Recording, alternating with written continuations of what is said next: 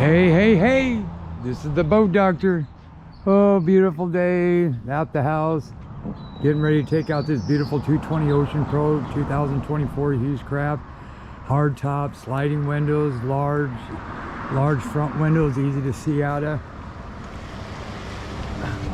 And you got your folding door. I like them too. You don't have any snaps, you don't have any canvas to worry about. You got the bulkhead door, dual wipers. They even put grease fittings on the hinges now to keep them lubricated, so if you didn't want the door someday, you could open it up and just slide that up and take it off. You got the large anchor pulpit out in front, which is nice. You got the whole anchor guard, they call it, so when you pull an anchor, it doesn't go on the side of the paint. That's the drains for the front bow area. Nice. There's one I'm wondering about though. This here, oh, that's the drain for the fish box right here. And here's your horn, cleat up front. Now hewescraft, I'm telling you, they've really came a long ways. I'm really impressed on their welds now, and the little things they're starting to do. They're compared to a boat that was 15 years old, these have really gotten nice. This is the 75th anniversary. And they put cleats up there, cleat, exactly where you need them. The only thing, maybe that could have been moved ahead a little bit there. This one could have been put right here before the curve of the boat to protect. Then you'd protect the whole boat, but hey, I'm not bitching, okay?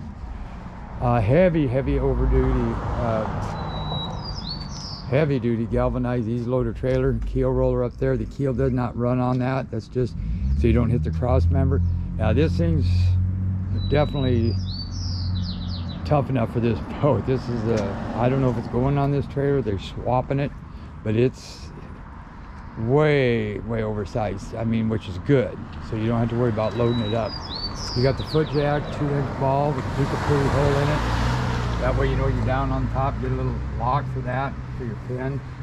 That way it just keeps people from stealing it. Get an old ball and cut off the shank part, jam it up and lock that, and put your padlock when your boat trailer's at the dock, a ramp, or wherever you want to call it, parking lot. Round 7, spare tire, 2-speed with the shift lock. I like that. You can ask me what that is, I can tell you later. You got a nice reverse with a little bit of reverse, or chine with a reverse to it, so that helps keep the water down. These are very fuel efficient, by the way. You got load guides, you got a diesel heater. I went down, we didn't have any kerosene, so I went ahead and put, say, about a gallon of diesel in it, because the reason why they use diesel is because you can get it at any gas station, basically, where kerosene you can't.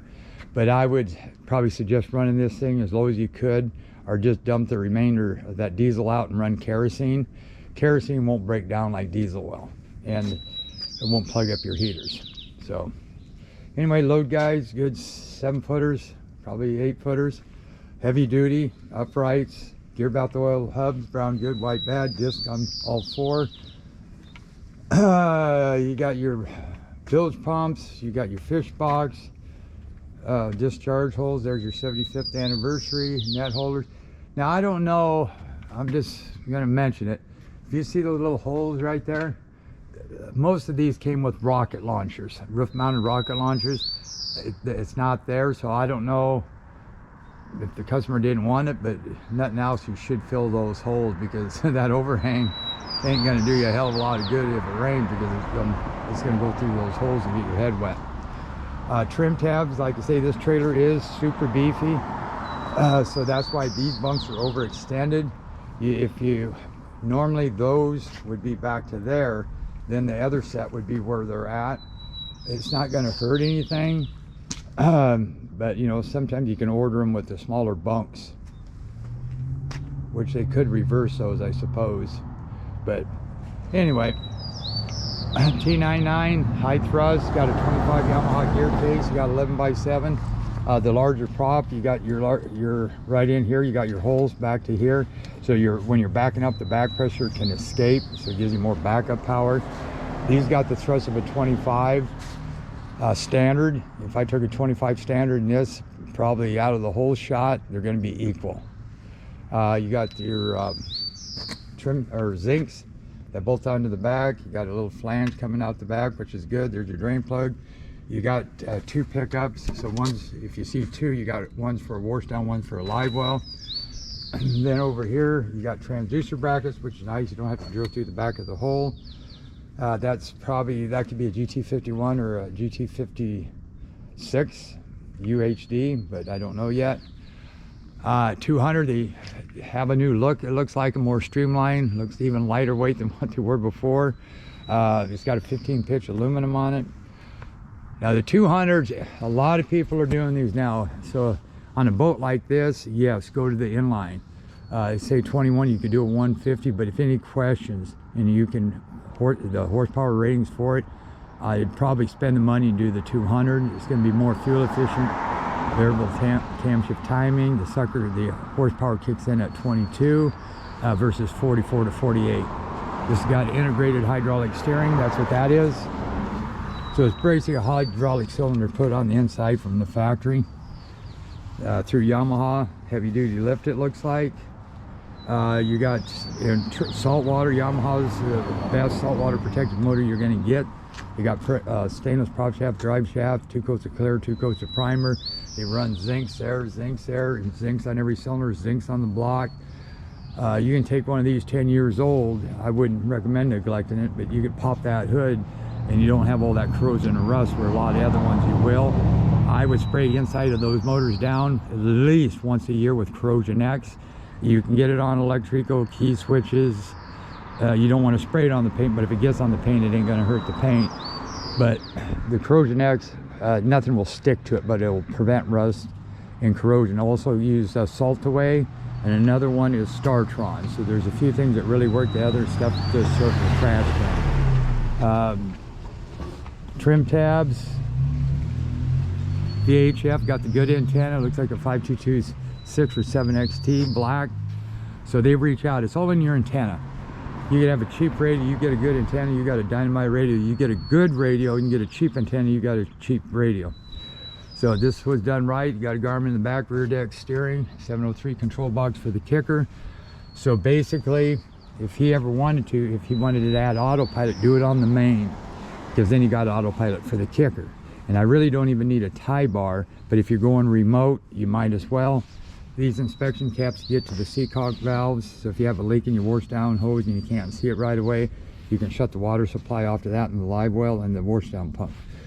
Don't over tighten those, get them where they're snug, but if you ever get water in, check those to see if they were loose. Rear entry door, got a light. This striker here needs to be adjusted out. I didn't have a square head with me because it won't lock. You'll just push up against it, ain't making contact. 2024, you got a ladder, 2-step. Water, it doesn't draft a heck of a lot of water, and like I say, these are very fuel efficient. And then you just pull up like this, drop it down. Like here, you got a grab handle where you need it, where you can step up, come in. Here's your 703 for your kicker, steering, rear deck light. That's on this switch right there. Step, grab handle, right in here. And this is what I was talking about here. See how it ain't gonna close because the striker ain't contacting on the inside, ain't letting it go in far enough, so that needs to be moved out. I like the rubber deal they did there. Instead of like a latch, that works a heck of a lot better. And you don't have to worry about getting in there and popping the thing. You can just shut the door and then pull it. Here's your breaker, relay, battery. I run on all until I get where I'm going. You don't have really enough in this boat because the downrigger is what takes a lot of the juice. Huh, must be running cannons, huh? Yeah. So he's gonna put downriggers. So say you're down there and you're just running the little kicker motor that's got about 6 amps, maybe 4 to 6. It'll maintain your GPS, the sonars and stuff, but you use them downriggers, it's gonna take juice away. So I would, where I'm going, I'd switch that to battery too. I'll set an alarm on your Garmin. So it'll, at 10:09, if you drop down, it's gonna set out alarm. So say you ignore that and your battery goes dead when you go to start it, then you can switch to battery 1. Then that's fully charged. Once you get it running, switch it to all again. Within an hour, both batteries should be fully charged because of the alternator and the big motor. Now, if that motor's running, even at an idle, it will maintain it. But still, just put it on battery 2 if you're just putting around.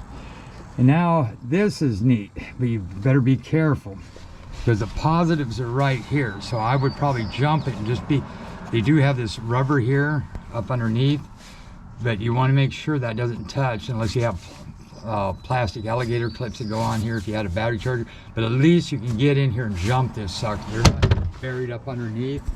You got locks on here, you got your drain here, you got a gutter system that goes all the way back and into here. And this is your live well right here. Needs to be cleaned a little bit. Okay. This is your overflow. You'll have a stanchion pipe here. Don't take that thing all the way out. This right here, because if you do, they're real fine threads. So if you put that back in again, if it goes in a little hard, you stop because you're going to strip it. Okay. But you just got to make sure it goes in and, you know, goes like this very easy. Okay, this is a baffle. The reason that was pretty smart, you can just grab it like this, pull it out. So if you didn't have that, water's going to slosh and probably come out over this way, but with this it slows it down so it doesn't come out. And right here, that's your fish box, which is right there. It's on a macerator. That's your live well, which there's 2 switches. So notice I don't have a light or nothing happening